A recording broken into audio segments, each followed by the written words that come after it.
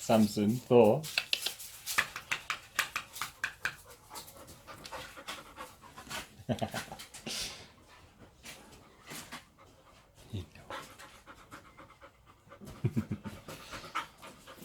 Hey guys, I've got my two bodyguards with me. I thought I would, oh gosh, how can I do that? I thought I would give you all an update on where I am. So I've come out of hospital, obviously. I'm back at Feathershill. I now have a port line. So these two tubes on a plastic tube inside my vein, which travels up into my chest, and that allows me to put antibiotics and everything else I need to put in. Glutathione, vitamin C for inflammation, magnesium because the Borrelia use it to breed, etc. I can administer all that without injecting myself every day. I was getting needles 3 times a day and I hate needles, so this was nice.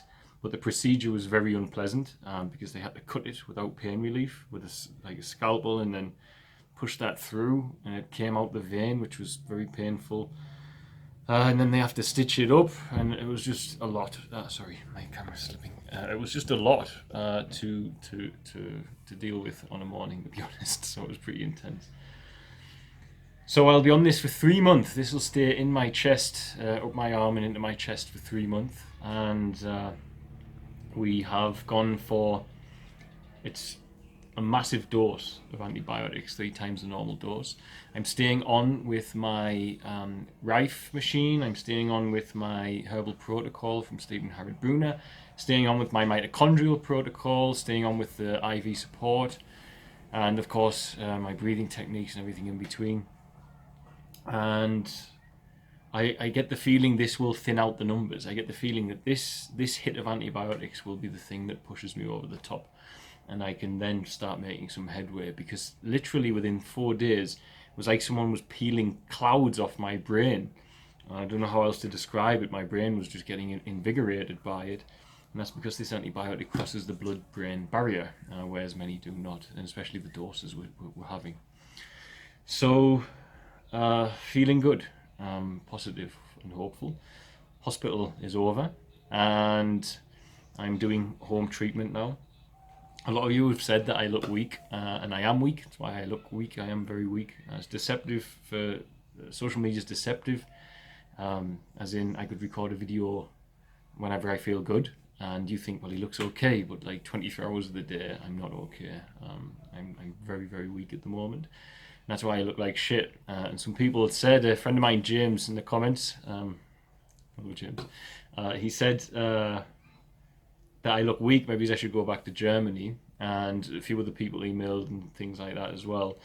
And I thought I'd say I really don't feel that going back to Europe for treatment is something I can do anymore, until it's a treatment that I can't make work in Tanzania. That's because I'm home here. You know, this is literally home, and I'm needed here in many capacities. My son has developed AIDS dementia complex as one key example that's going on at the moment, and forgetting who we are. So I need to be here for all of this, and this is my home, you know, and everybody here, yes, there is lesser access to decent medical care, but we're all in it together at the end of the day, and I always feel a sense of guilt when I'm able to leave and get these things. Even buying these medications, it was horrendous for me, because it was like £3,000 to get the medication from Kenya to here. There's no difference to the price in the West, really. But I realised that if a Tanzanian, which many do here, I know people who are bedbound and they have no explanation, they have Lyme. They have these diseases, these different parasitic illnesses that are undetected, and they can't afford the medication. And that breaks my heart. You know, like literally, it's very, very harsh reality to live in, to realise that you have access to that when the people you're trying to help don't. Most of the people you're trying to help don't. So I'll be staying here to ride this out until I need stem cell therapy, because I can't get that here, and then I'll go back for that. And my reasons for doing that are as I say, I want to be around my family, and this is home for me now. Really, my family home is here, and my dogs are here, my kids are here, you know, all my friends are here. This is home. It's home. So yeah. And one last little thing: the doctor who had the medications delivered from Kenya for me, sent me a message yesterday saying you can come and pick up the medication. It's ready. But he sent the message at 11:11, and this was after a few days of very deep prayer, because I was so nervous about doing what I'm doing that I really needed to pray a lot. And then you all know my 11:11. It's constantly within my life. Synchronicity is an ever-present reality for those with eyes to see it, and that is the words of Carl Gustav Jung, one of the greatest minds in psychotherapy and psychology our world has ever known. And I totally agree with him, because synchronicity is such a key part of my life. It's just unbelievable. And that 11:11 brought a lot of comfort to me. I was like, yeah, this is the good route. This is it.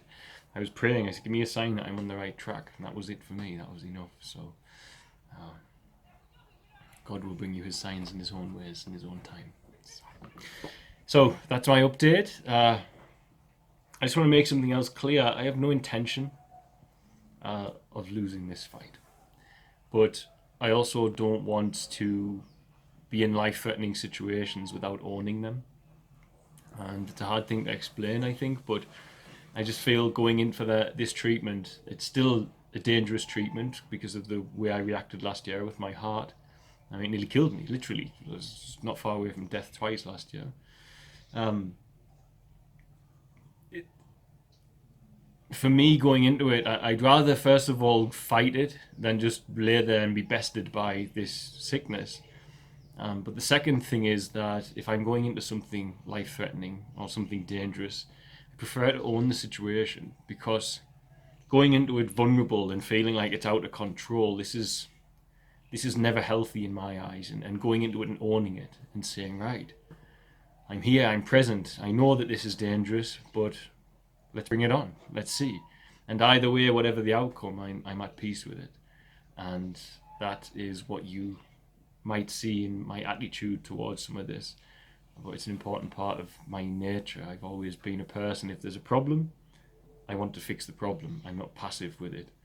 And it's always been like that with me since I was a child. And when I'm confronted with something that's dangerous or confronted with my own vulnerability, I always seek the road that I perceive to be the strongest. So if I'm feeling vulnerable, the strongest thing to do is to share it, not to hide it. And if I feel vulnerable, as in there's a chance that something bad might happen to me, I'd rather own it and just say to that situation, however this goes, then I've got some control over it and I'm at peace with whatever happens. And I think that way you don't feel out of control. And that's kind of what I'm trying to put across, I think, is for me with this sickness, I want some control. And that's why I'm fighting it. Because I'd rather that than just let it do its thing. You know, I want to have a say in this matter. And this is the heaviest course of antibiotics you can do against Lyme, so we'll see. I know it's going to do some damage to the rest of my body, but no more damage than what the Lyme's been doing. I've been able to walk for 7 weeks, so something has to be done. And I'm feeling good. I feel like there's some small progress in 4 days, so let's hope that carries on. The Herxheimer has not started yet. I've had headaches and stuff, but the big reaction to them dying is still yet to come, so I'll probably video it when it comes so you can just see my sorry looking soul, but also for the people on the internet who are looking around at Lyme, etc. I thought it'd be nice. I keep trying to, I've got other videos I haven't uploaded trying to document this journey, so it'd be nice for that as well. Anyway, I love you all. Thank you for the love, prayers, kind words, support. It's always overwhelming. Always overwhelming. You lay in your hospital bed and you read all these wonderful comments. Yeah, grateful. So, right, I love you all, and yeah, I'm going to record another video just now. Anyway, bye guys.